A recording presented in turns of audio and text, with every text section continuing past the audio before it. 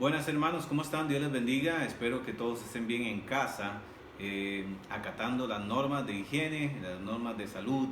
Que Dios en este tiempo de cuarentena les esté guardando, les esté guiando también para estar en familia y que puedan compartir este tipo de videos para sacar un tiempo para estar delante de la presencia de Dios. Espero hermanos que la paz de Dios esté gobernando sus vidas y que hayan también visto el video anterior sobre caminando sin miedo sobre el valle del virus.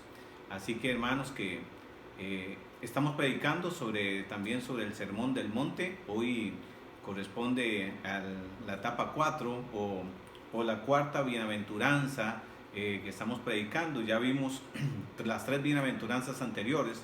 Por ejemplo, vimos bienaventurados los pobres. Acuérdense que bienaventurado es bendecido, dichoso, feliz. Los pobres, los que lloran, los mansos, vimos la semana pasada también, y hoy corresponde ver la cuarta bienaventuranza.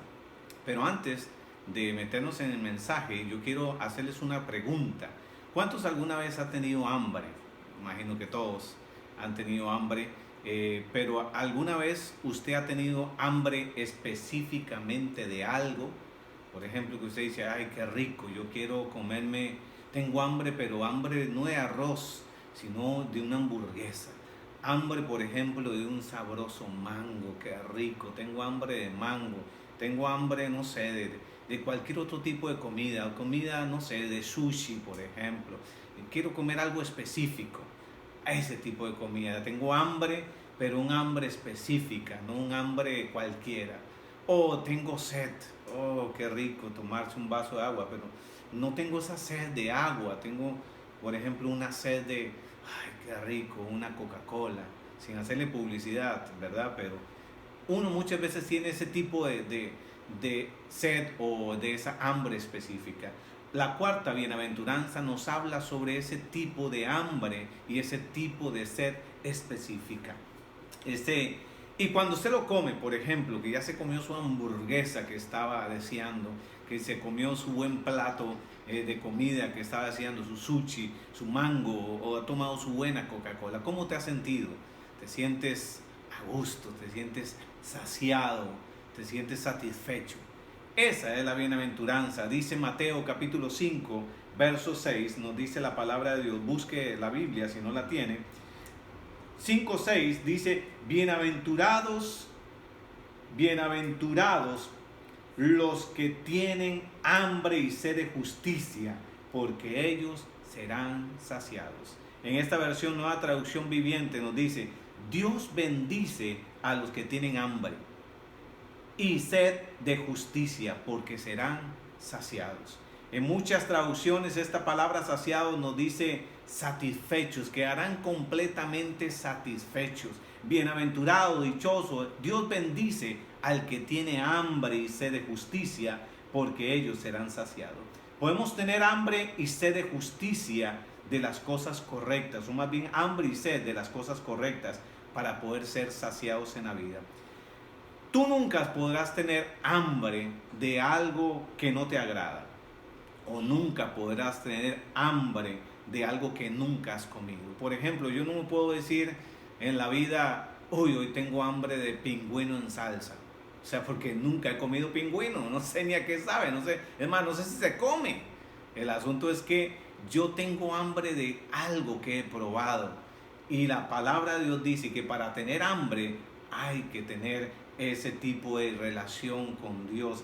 Has tenido que tener ese tipo de relación, una relación que solamente la da el Espíritu Santo. Pero dice hambre y sed de justicia. ¿Y qué es justicia? Según el diccionario nos dice que la palabra justicia es virtud que nos hace dar a cada cual lo que le pertenece. Jeremías, la palabra de Dios nos habla sobre la justicia. ¿Qué es justicia? Y vea su Biblia en Jeremías capítulo 33. Jeremías capítulo 33, búsquelo ahí en su Biblia. Jeremías 33, 15 y 16. Y ahí lo tiene también para que lo pueda leer. Lo voy a leer aquí en esta versión, nueva versión internacional. Dice, en aquellos días y en aquel tiempo haré que brote de David un renuevo justo, y él practicará la justicia y el derecho en el país. Dice, en aquellos días Judá estará a salvo, y Jerusalén morará segura, y será llamada así: el Señor es nuestra justicia. Entonces, si vemos que la justicia dice aquí que es prácticamente es Dios. Justicia es Dios. Entonces podríamos traducir el texto de Mateo cuando dice: Dios bendice a los que tienen hambre y sed de justicia. Lo podríamos traducir agarrando este pasaje, como por ejemplo dice: Dios bendice a los que tienen hambre y sed de Dios. Porque según esa versión de este pasaje de la Biblia, nos dice que justicia es Dios. Así que entonces este pasaje nos diría: Dios bendice a los que tienen hambre y sed de Dios, porque ellos serán saciados. Si queremos tener hambre y sed de Dios, debemos de vivir de una manera que a Dios le agrada. Justicia tiene algunas características, la palabra justicia. La justicia, le voy a dar 3 características de lo que es justicia. Justicia, ya lo vimos en Jeremías capítulo 33, 15 y 16, nos dice que Jeremías nos dice que justicia es Dios. Todo lo que es Dios igual a santidad, justicia es igual a santidad, justicia es igual a amor, justicia es igual a misericordia, justicia es igual a bondad, o sea, justicia es Dios. Esa es una de las 3 características que tiene la palabra justicia. Justicia es Dios, todo lo que implica Dios. La segunda cosa de las 3 que le voy a hablar es que justicia es estar bien ante Dios. Romanos capítulo 1, verso 17. Dice en la Biblia latinoamericana, dice: el Evangelio manifiesta cómo Dios nos hace justos. Romanos 1:17, el Evangelio manifiesta cómo Dios nos hace justos, es decir, nos reforma por medio de la fe, y para la vida de fe, como dice la Escritura, el que es justo por la fe vivirá. Todo el Evangelio nos habla, toda la palabra de Dios nos habla que solamente a través de Jesucristo podemos tú y yo ser justos o ser justificados o adquirir la justicia de parte de Dios y estar bien delante de Dios solamente a través de Jesucristo. Solo teniendo a Cristo en el corazón y vivir una vida agradable delante de Él es como vamos a estar bien delante de Dios. Entonces, una de las características que vemos es que justicia es Dios, y justicia, la segunda es justicia, es estar bien delante de Dios. Y solamente a través de Jesucristo tú y yo podemos alcanzar la justicia y podemos estar bien delante de Dios. La tercera característica de justicia es que justicia es un estilo de vida. Justicia es más que una religión.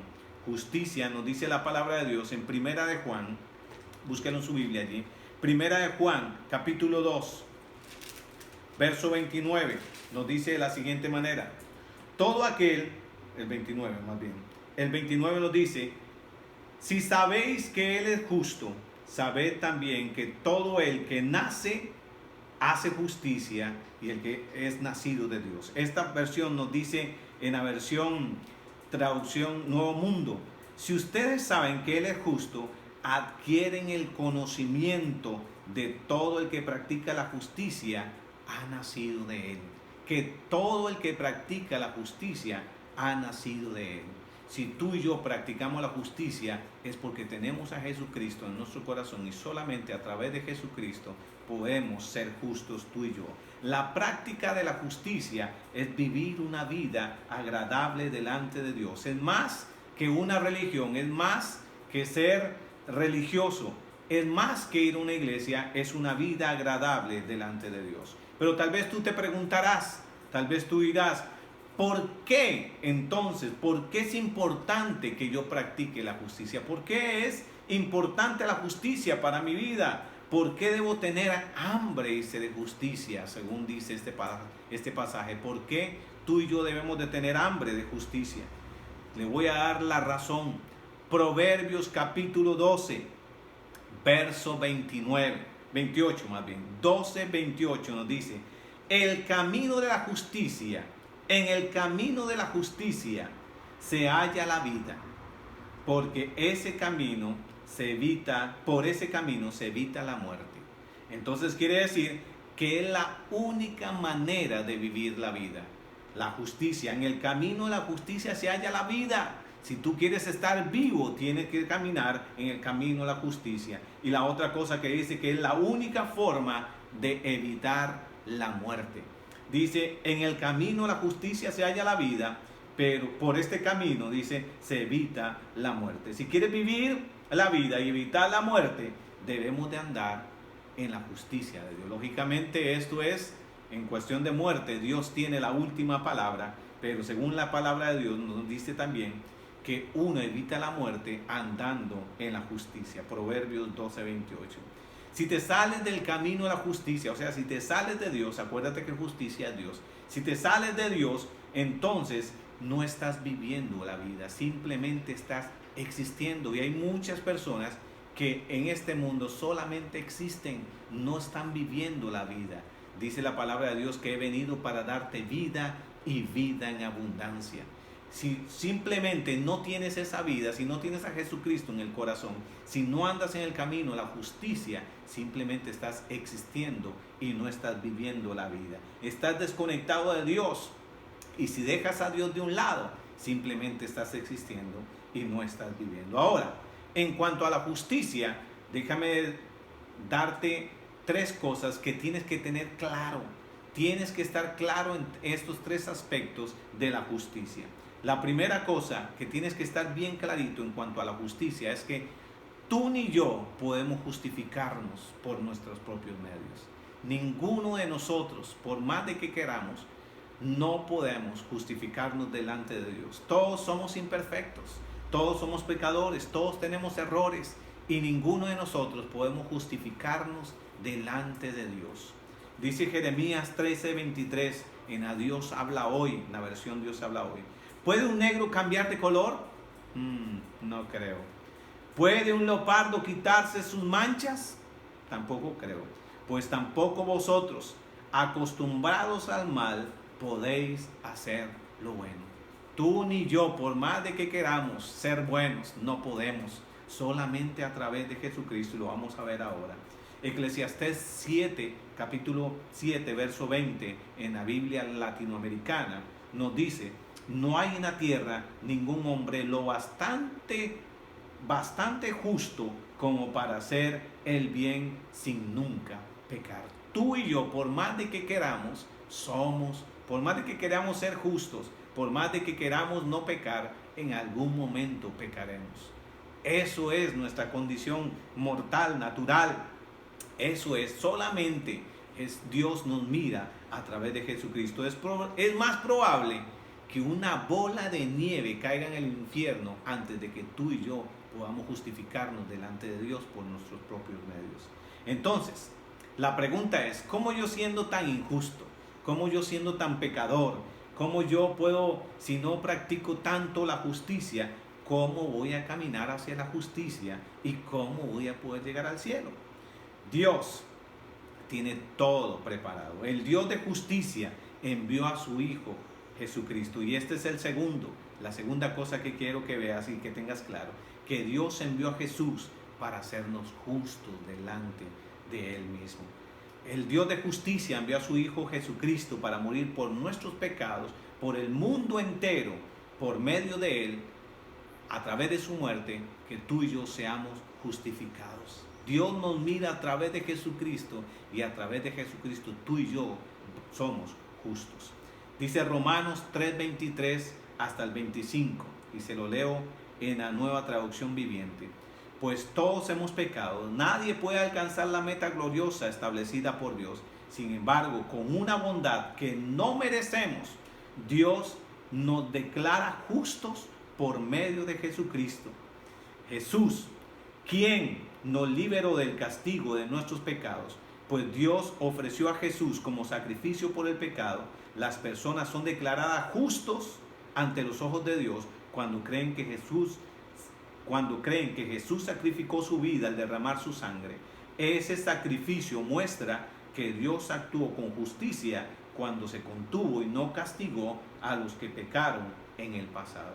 Dios nos declaró justos a través de Jesucristo. Solamente teniendo a Jesucristo en tu corazón, tú y yo pasamos a ser justos delante de Dios. Y la tercera cosa es que debo de aceptar por fe que lo que Jesucristo hizo por mí. Tú puedes tener el conocimiento, pero si tú no lo aceptas en tu corazón, simplemente es nada. Tienes que aceptar, tienes que recibirlo. Para poder recibir esa justicia de Dios en mi vida, o para poder recibir en mi vida, debo de aceptar a Jesucristo y debo de aceptar lo que Él hizo por mí. Romanos 10, versículo 9 y 10, en la versión internacional, nos dice que si confiesas con tu boca que Jesús es el Señor y crees en tu corazón que Dios le levantó entre los muertos, serás salvo. Porque con el corazón se cree para justicia, pero con la boca se confiesa para ser salvo. Debes de aceptar lo que Jesucristo hizo en la cruz, y lo que Jesucristo hizo en la cruz es perdonarnos de todo pecado y hacernos justos delante de Dios. Romanos 3:22 nos dice, en la Nueva Traducción Viviente, Dios nos hace justos con sus ojos cuando ponemos nuestra fe en Jesucristo. Dios nos hace justos a sus ojos cuando ponemos nuestra fe en Jesucristo. Y eso es verdad para todo aquel que Él cree, que en Él cree, sea quien fuere. Sea quien sea que crea esto y que lo reciba en su corazón, lo confiese con sus labios, simplemente no importa qué clase de persona seas, tú eres justo, Dios te pasa a ser justo delante de su presencia. A Dios no le importa el trasfondo que tú tengas, no le importa ni siquiera quién eres, ni cómo vistes o qué clase social tienes. Simplemente lo que a Dios le importa es que tengas a Jesucristo en tu corazón y que a través de eso pasas a ser justos. Los doctores, si usted va al médico y si usted le dice que tiene falta de apetito, por ejemplo, entonces el doctor le dice que eso es un síntoma de estar enfermo. No es normal que tú no tengas apetito, no es normal que durante el día tú no comas, no es normal que tú pases días sin comer, eso está mal. Lo normal es que mínimo tú comas 3 veces al día, eso es lo más recomendable. Pero si tú llegas donde el doctor, doctor, no tengo apetito, doctor, no, tengo días de no comer porque no tengo hambre, hay algo, estás enfermo, hay algo, un síntoma que está mal. Lo mismo pasa espiritualmente. Si no tienes hambre espiritual, hay algo que está fallando en tu vida y en tu vida espiritual. Para concluir, quiero decirles cómo puedo entonces yo tener hambre y sed de Dios. ¿Cómo puedo yo tener esa hambre y sed de justicia que dice la palabra de Dios? Y te voy a hablar así rapidito de 5 cosas, cómo tú puedes mantener el hambre, esa hambre que la palabra de Dios dice que tú y yo debemos de tener por Dios. Efesios capítulo 3, versos 18 y 19 en la Nueva Traducción Viviente dice: espero que puedan comprender cómo corresponde a todo el pueblo de Dios, cuán ancho, cuán grande, cuán alto y cuán profundo es su amor. Es mi deseo que experimenten el amor de Cristo, aun cuando es demasiado grande para comprender todo. Entonces serán completos con toda la plenitud de la vida y el poder que proviene de Dios. Para mantener el hambre, tú y yo debemos de recordar cuánto Dios me ama. Cuánto Dios me ama. Eso debemos de tenerlo siempre presente. Cuando llegamos a entender cuánto Dios nos ama, nos enamoramos entonces de Él. Cuando tú sabes que alguien está enamorado de ti, cuando tú anhelas también tener esa relación con Él, entonces tú quieres tener ese chance, esas ganas de buscarle, porque sabe que alguien te ama. Siempre debemos de tener presente, siempre debemos de recordar cuánto Dios nos ama. Cuánto Dios nos ama. La segunda cosa que quiero que recuerdes o que lo tomes en cuenta, cómo puedes mantener el hambre y sed de Dios, es que no te llenes con comida chatarra. No te llenes con alimento que no alimenta, valga la redundancia, con comida que no alimenta. No te llenes con burundanga, con chigüí, por así decirlo. Llénate del platillo que más te agrada, el platillo que te llena, el platillo que te sacia. Dice Proverbios capítulo 15 y verso 14. El sabio tiene hambre de conocimiento, mientras el necio se alimenta de basura. Ni tu trabajo, ni tus éxitos, ni tu dinero, ni tu posición podrán llenar ese apetito que solamente Dios puede llenar. Solamente Dios. Por más de que tú intentes llenar ese apetito, y hay gente que anda tratando de saciar ese apetito con cosas que no son buenas y nunca estarán saciados. Podrán llenarse, pero se llenan de basura, se llenan de comida que no es provechosa para su vida. Solamente Jesucristo, solamente Dios puede saciar por completo ese apetito. No te llenes de las cosas que no alimentan. Disfruta el platillo principal, que es bueno y que es delicioso, que es Dios mismo. Isaías 55, 1 y 2, en la traducción lengua actual, dice: todos los que tengan sed, vengan a beber agua. Mire qué oferta. Y los que no tengan dinero, vengan, como dice mi hija, qué ofertón. Vengan y lleven trigo y vino y leche sin pagar nada. Óiganme bien, y comerán una comida buena y deliciosa. No vale la pena ganar dinero y gastarlo en comidas que no te quitan el hambre. Dicen: vengan, compren aún sin dinero. Usted no tiene que tener el dinero para comprar esa comida que solamente Dios puede dar. Ese alimento sólido, ese alimento que sacia, es gratis. Nada más dice: vengan y adquiéranlo conmigo. Dice: vengan, lleven trigo, vino, leche sin pagar nada. Óiganme bien, comerán una comida buena y deliciosa. Si tú has comido esta comida de que es de Dios, vas a entender de lo que te estoy hablando. La pregunta es, y la pregunta aquí del $1.000.000 es: ¿de qué tienes hambre tú?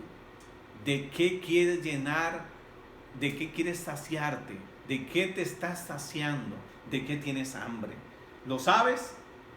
¿Lo que estás comiendo te está llenando? Esa es la pregunta que debes de hacerte. La tercera cosa para mantener el hambre y sed de Dios es que la meta número 1 en tu vida debe ser conocer a Dios. Si tú te enfocas a que tú quieres y que necesitas conocer a Dios, eso te ayuda para tener hambre y sed. Tu vida no tiene que basarse y no tiene que tener como meta el éxito, no tiene que tener como meta alcanzar la felicidad, no tiene que tener como meta tener mucho dinero, ni siquiera tener el mejor carro, ni siquiera tener la mejor casa. Es lo que necesita tener, es más que todo el conocer a Dios. Lo que tú necesitas tener como prioridad no es ni casa, ni carro, ni dinero, es a Dios en tu corazón y conocerle. Es conocer a Dios, conocerle más que todo esas cosas, que el dinero, que la casa, que el carro. Si tú quieres conocer a Dios, y cuando comienzas a conocer a Dios y cuando te metes en Dios, eso viene implícito. Nos dice Mateo capítulo 6:33, nueva traducción viviente: busquen el reino de Dios por encima de todo lo demás y lleven una vida justa, y Él le dará todo lo que necesiten. Todo lo que necesiten. O sea que eso viene implícito. Si tú necesitas el éxito, vendrá implícito. Si tú necesitas dinero, vendrá implícito. Pero el requisito es que tienes que tener como prioridad el conocer a Dios. El salmista David quería conocer a Dios más que cualquier otra cosa.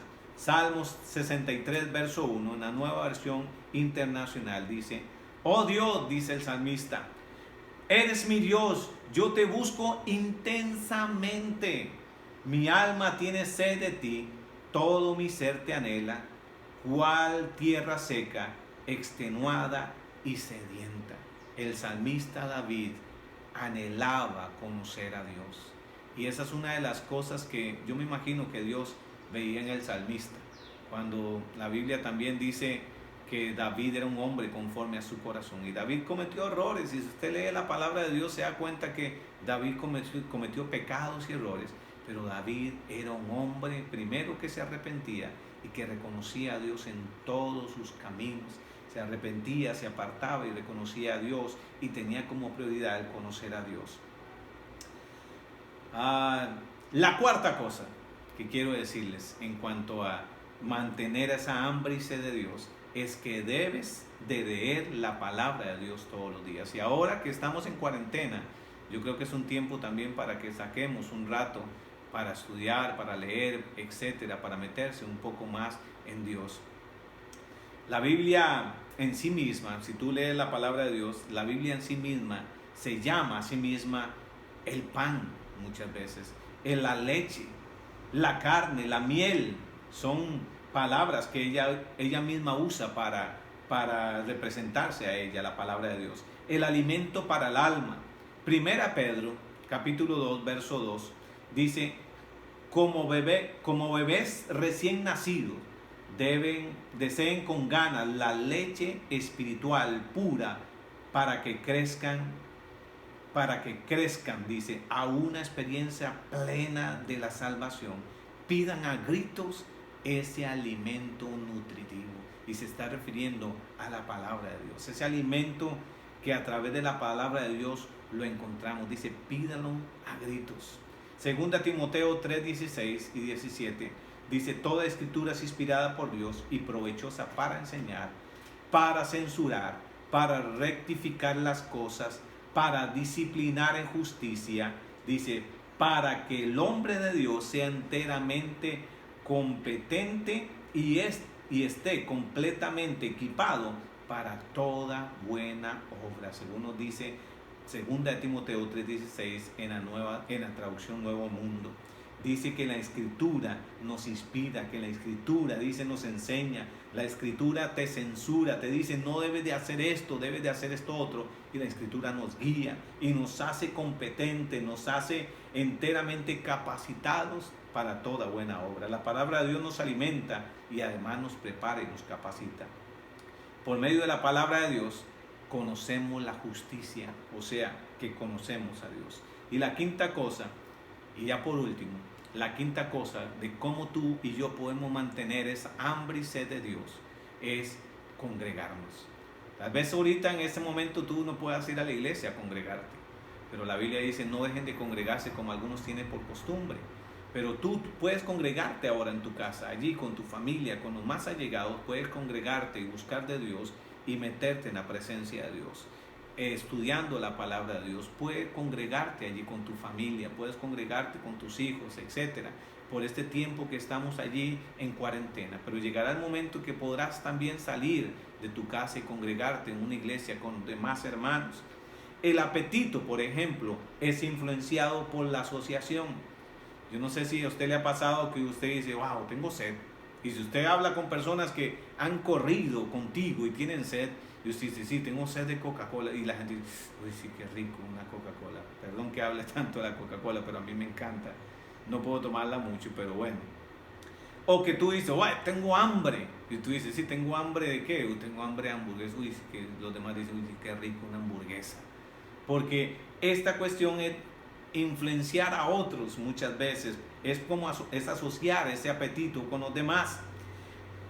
Si tú dices, yo quiero congregarme, tú estás diciendo a los demás, haz lo mismo también. Proverbios 2:20 dice, tú en cambio sigue los pasos de los hombres buenos y permanece en los caminos de los justos. Dice, sigue en los caminos de los justos. No importa dónde te congregues en ese sentido, busca una iglesia sana, eso sí. En este caso nosotros estamos enviando este mensaje a todos los de Comunidad Cristiana El Faro de Panamá. Congrégate, busca a Dios, no dejes de congregarte, porque es una cosa que tú enciendes esa llama, es una cosa que la palabra dice que hay armonía, hay bendición y vida eterna, nos dice la palabra. Y esta palabra dice, sigue los pasos de los hombres buenos. Gente que se congrega, tú sigues esos pasos. Dice por ahí un lema, un dicho, dime con quién andas y te diré quién eres. O otra cosa dice, el que con lobos anda, aullar aprende.